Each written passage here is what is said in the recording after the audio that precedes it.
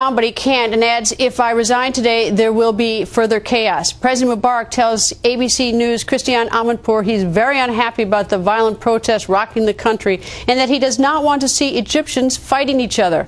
Our next guest has met President Mubarak personally over a dozen times. Ned Walker, former United States Ambassador to Egypt, joins us now. Welcome, Ambassador. Thank you. You hear these horrible stories. Journalists believe that the pro-Mubarak groups are going after them. No doubt about it. No doubt about it. No doubt about it. This is the same group of people that have fixed elections, that have gone out and engaged in thuggery when you come to the voting booths and so on. No, it's orchestrated. Is this at the direction of President Mubarak? I don't see how it can happen without President Mubarak. But if he thinks that this is going to change, he's ruining himself and his country in the eyes of the world. Well, that comment to Christiane that he was worried that if he left his country to descend into further chaos, I sort of thought sarcastically, better open the window. Well, let me ask you, I don't know what is further chaos? Yeah, exactly. How can you get further chaos than you've already got? This is not right. Why do they hate him? You know, they really don't hate him. They hate what he stands for. And the fact is that Mubarak, for 30 years, has led Egypt. He took it from a very dangerous position when Sadat was assassinated. He built up the country. He's done a great deal of good things. He's lost touch. He's lost touch with the people. He's lost touch with his country in the last 5 to 10 years.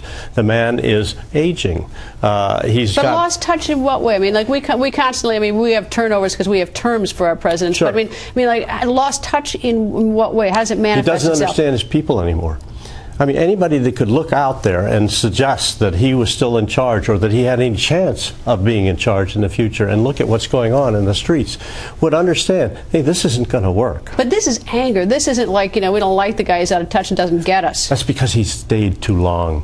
I mean, there is a time, there is a natural term limit, if you will, for a leader, and Mubarak extended it way beyond the real. Is he likely to go? I mean, it seems like so what's going to happen? I mean, it looks like he's dug his heels in. If he hasn't gone by now. This is a military man. He loves his country, but he is stubborn as hell. And he told me once that he is a bomber pilot. He goes to his target, he drops his bombs, he comes home. He's not a fighter pilot. He has no flexibility. He has got his idea fixed. You know, the New York Times is reporting tonight that the White House in Egypt is discussing a plan for Mubarak's exit, and one of the plans is for a transitional government where the vice president is to be in charge of the transitional government.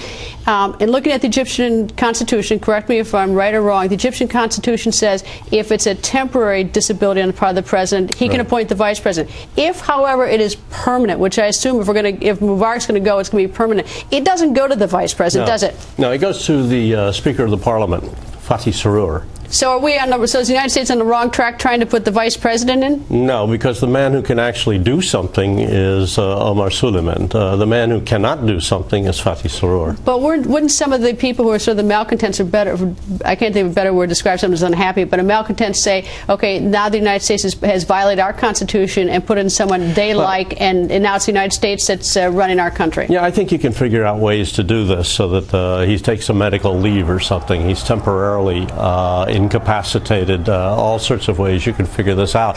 The problem is he's not going to agree. This is a great plan, but you got to have Mubarak agree to it, and I'm not sure that that's going to happen. The man is stubborn. So what's the ultimate? They go in and they pull him out? They pull him out. The military goes to him like they did before, and they say, boss, it's over. You got to go. But that's what happened in Honduras with Zelaya, and that didn't go over well. Well, it sometimes doesn't go over well. Ambassador, thank you so much.